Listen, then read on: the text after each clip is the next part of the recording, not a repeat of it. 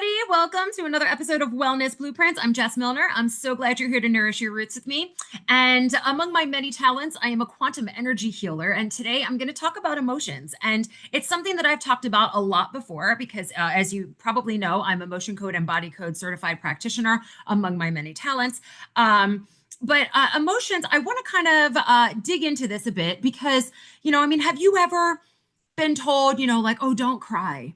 Man up, pull it together, go cry in your room. Or maybe you've heard these things before. And these are not just like throwaway lines. These aren't just things that came out of nowhere. This is the result of little seeds of conditioning over the last like 150 years. And I'm just going to go into like the last 150 years or so. And of course, like it would probably go back much, much, much further. But basically, emotions are not a sign of weakness. They are biology, okay? Like emotions are a normal part of our human nervous system, but we have been told that we should be ashamed if we have really strong emotions that we can't hide, told that we need to hide. And this has really shaped us. It's shaped in it shaped the way that we respond to things. All of our patterns, all of our growth potential can be really, really shaped from this sort of thing. So, before I get into all of this history, let's just do a really quick energy check-in. So whatever it is that you're doing, I don't know if you're driving, you're walking around, you're cleaning, whatever it is you're doing, just take a moment, drop your shoulders away from your ears, and, unclench your jaw and get your tip of your tongue just behind on the roof of your mouth, just behind your teeth to activate that vagus nerve. And just, if you can close your eyes, do it. Otherwise, if you're driving, keep those eyes open and take a nice deep breath in and out. I mean, really do it as many times as you want. The little energy check-in. Okay.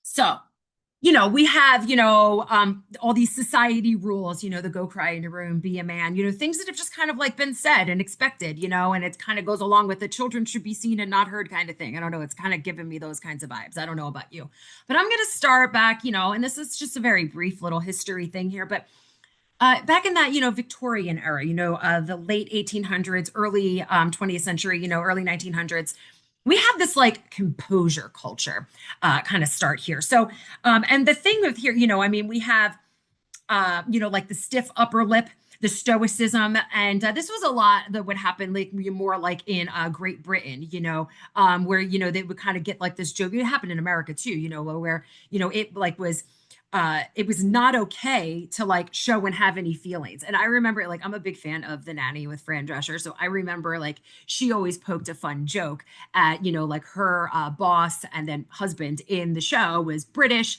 And, so she would like poke fun at like his sister for like not having any like, of showing emotions and stuff like that, which compared to a New York City like Jewish woman, there was like it was like night and day with emotions being shown.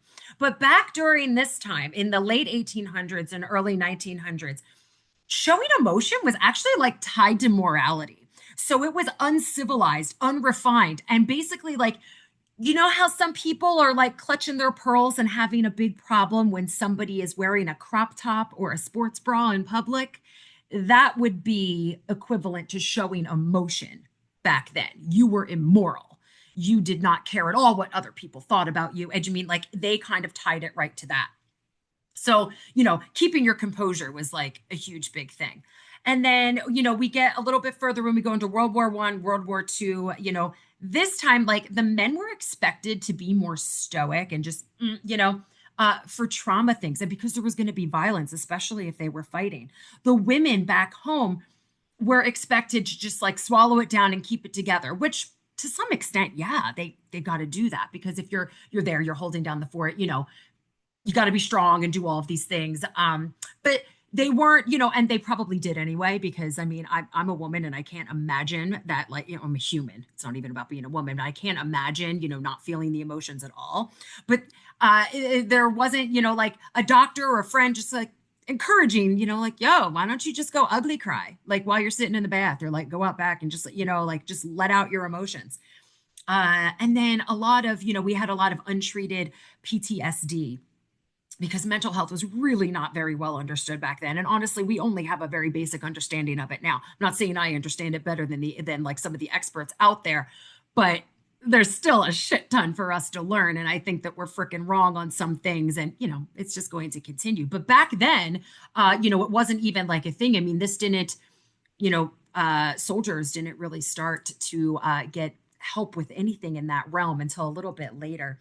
So that was very difficult as well. So everyone was just kind of expected to deal with all of this, just kind of like, oh well, everything's fine and you made it, you're alive. So like you should just get over it and be fine. As if the things that you went through weren't actually like super like earth shaking and like life shaking.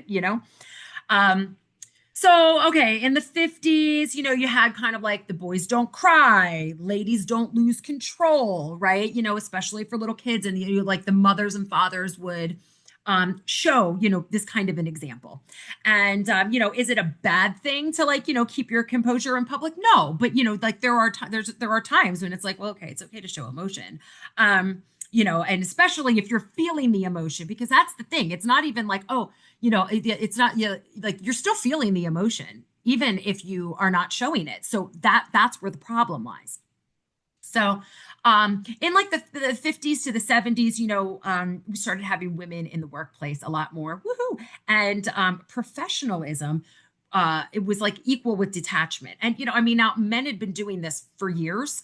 But it was kind of like a leave your feelings at home. And, workplace things will say that as well. But even now, and to a certain extent, that makes sense. But if you have something really, really major going on in your life, like, is it appropriate for you to share it with like all of the people that like that you interact with? I mean, coworkers maybe a little bit, but not like if you're working in customer service, like when somebody calls up because they want to like open up a claim on something for their insurance, if you're answering the phone, not a good time to tell them all about like everything that's bothering you. That's what therapy is for. But therapy was not, was kind of regarded as oh, you need therapy. Whereas now it's like, oh, good, you're getting therapy. That's great. You're learning about yourself, because that's really what therapy is. Anything like that, therapy, counseling, energy work, all of that kind of stuff can kind of fall under a category of you learning about yourself so that you can make better changes in your life. That's really what all of that is doing. But women, especially during that time period, were pressured to suppress their emotions just to get the approval of the men in the workplace, because, if they were there showing emotions and everything, it would just be like, one other thing of ammo that they could like toss out to say why women don't belong there or something like that. So this was a huge pressure as well. We've got like media and pop culture. Like who's heard of like calm, cool, and collected? I'm gonna stay calm, cool, and collected. Like it's on T-shirts and shit. And yeah, I mean, sometimes there's a time to stay. Calm, cool, and collected. Like if you were really upset at, like you're in like traffic court and you're upset at what the police officer is saying because you know that it's a lie. That's not a good time to just outburst right there in court. So remaining calm, cool, and collected in a situation like that is helpful. But overall, staying that way and insisting on staying that way, another one out there is that Serenity Now. I'm just remembering, I think it was like Homer Simpson running in Serenity Now, Serenity Now, and they're like, I'm so upset that I like taught him that or whatever. But maybe I might have, yeah, I think it was Serenity Now. Like, why did I teach him that word? But anyway, it's one thing to just, be like, okay, like I need to be able to deal with this later because maybe now is not the time to deal with something. But when you are constantly just trying to bring peace on top of whatever it is, like you have to deal with the problem in front of you. So it's not helpful to just go, oh, I'm just going to stay calm, cool. I'm going to remain calm about all of this because if it's something that actually needs to be handled, then like, okay, like you can keep yourself calm over it, but like this has to be handled. So, if there's something that is causing you to have that much frustration and your nervous system is that bubbling up and upset, you need to address that. And it's okay to address that. Because, like I said before, it's not a weakness to have emotions. This is biology. And part of like our emotions, like help us to survive. Like, when we are suddenly have fear because something is chasing us, that is a very good emotion to have because it signals our brain that we have to decide what we're going to do. Are we going to fight? Are we going to run? Like, what are we going to do? Are we going to freeze? So, there you go. Another one, okay, so like in like the education avenues, discipline became a thing. And this, I don't even know if it's really calmed down all that much. It's been a little while since I've been inside of a school, but really obedience is expected, and they don't really want much emotional expression. So when like a kid gets in trouble for something, now obviously like talking back or something like that would like not be cool. But there's really just this kind of like, if you cry, if you get angry, if you show any emotion, trying to say, okay, well, well, this person did it too. Like you saw them on the camera doing it right next to me. How come I'm the only one in here? And they're like, oh no, you can't be. No, no, no, no, no. You're not allowed to ask questions like that. Sit there and be quiet, and don't talk back. It could result in a worse punishment. So you're kind of like taught that like whatever it is you have to say about the situation doesn't matter, because somebody else is going to perceive it this way. So it's not safe for you to be yourself. It's not safe for you to be yourself. It's not safe for you to defend yourself. It's not safe for you, like none of those things are safe. And of course, there's going to be different situations. So that one's going to be a little bit nuanced, because, you can understand why they have some of those rules. But the whole idea of like obedience is actually a really big thing, like throughout our society. I mean, yes, that happens in schools.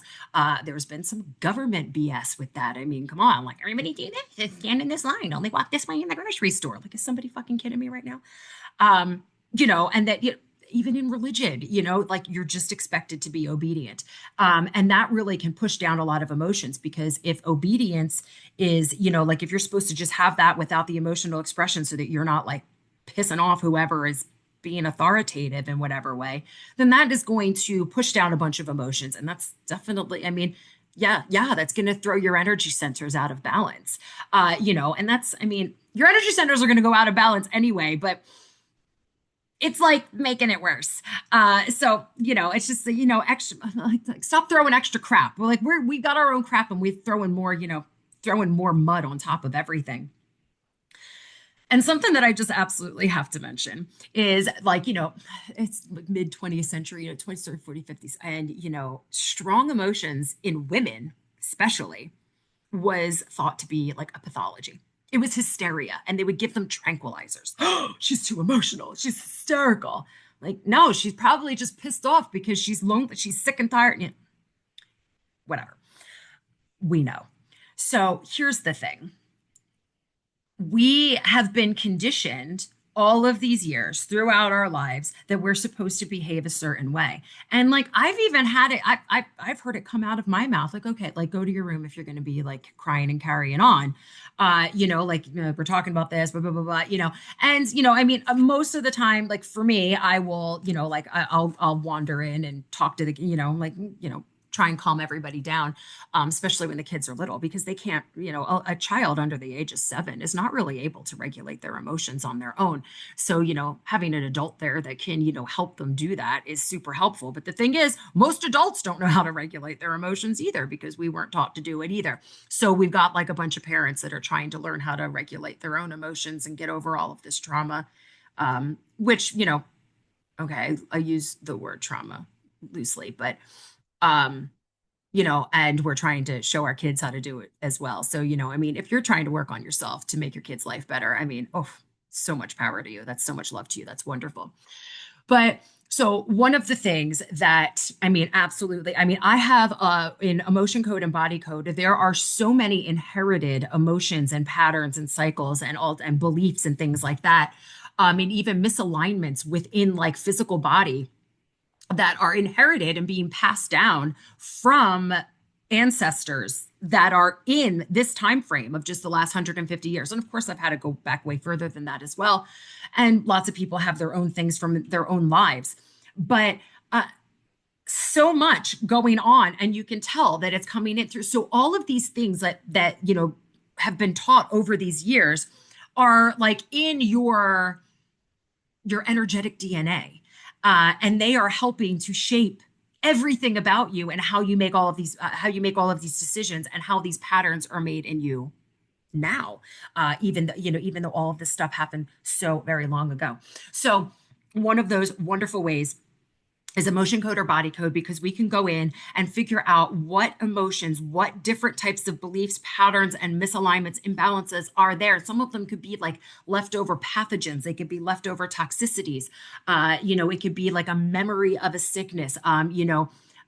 So many different things, like messages that you hear because like you believe because a commercial kept playing while you fell asleep while TV was on when you were younger, and just like this line played in there and it went into your head as a belief. And you're like, why the hell do I believe that? It comes up and you're like, oh my gosh, that makes so much sense. I do. That's how I treat everything. So we can go in and find these things and just let them go. And now we let them go. I use the governing meridian. And the cool thing about meridians is that meridians are basically nerve pathways. So, we're talking about emotions on the nervous system, and we're talking about finding these emotions, identifying them, acknowledging them, and then just saying, all right, you're good. Like, you don't need to be here anymore. We got this. And then we let them go through that like superhighway meridian, which is really, it's a nerve pathway. Get the hell out of here. Okay, you did your job. Now, bye.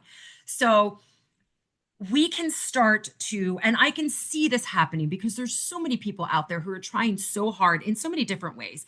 And, I'm not going to say my way is fantastic, but is it the only way? Absolutely not. So, whatever way is going to be great for you. But so many people are out there trying so hard to break these generational curses, to break these patterns, to remind our children that what they are seeing, the questions they have, the feelings they feel are absolutely valid, and there's nothing wrong with them for asking these questions, for feeling these things, because these are normal human things. Humans are supposed to be curious and ask questions, especially if something doesn't make sense. Humans are supposed to feel these different emotions because they have the emotions are, like I said, they're biology, and they have specific purposes in our lives. We have all humankind. We have been feeling the same emotions since the beginning of humanity, just for different reasons. It's the same feelings. It's just different outside things making us feel those things. So these emotions are needed, but they don't need to be pushed down. We are allowed to acknowledge them. It's okay to feel your feelings. And then anything that happens to get stuck, I can help you get on out of there. Super fun. Okay. So I would like to offer you my quantum path to wellness. It is completely free. So please go to go.deeprootedwellnessid.com/quantum path and download that. Please also go ahead and hit subscribe, leave me a comment, leave me a great review, share this with a friend. If you would like an emotion code or body code session, head on over to go.deeprootedwellnessid.com/ECBC. And we'll get you all scheduled for that. And you can always book a quick free discovery call with me. It's just like I'm talking to you right now. You got questions? I got answers. So, go ahead and message me or set up a call if you have any further questions about that. And share this with somebody who needs to feel like it's not all their damn fault and who needs to be reassured that the feelings that they're feeling are absolutely valid. And humans are going to human, right? That's what we're going to do. Humans are going to human. So everybody have a fantastic week. I'm wishing you wonderful, happy emotions. And if it's super hot outside, please stay cool. All right. Love you guys. Bye.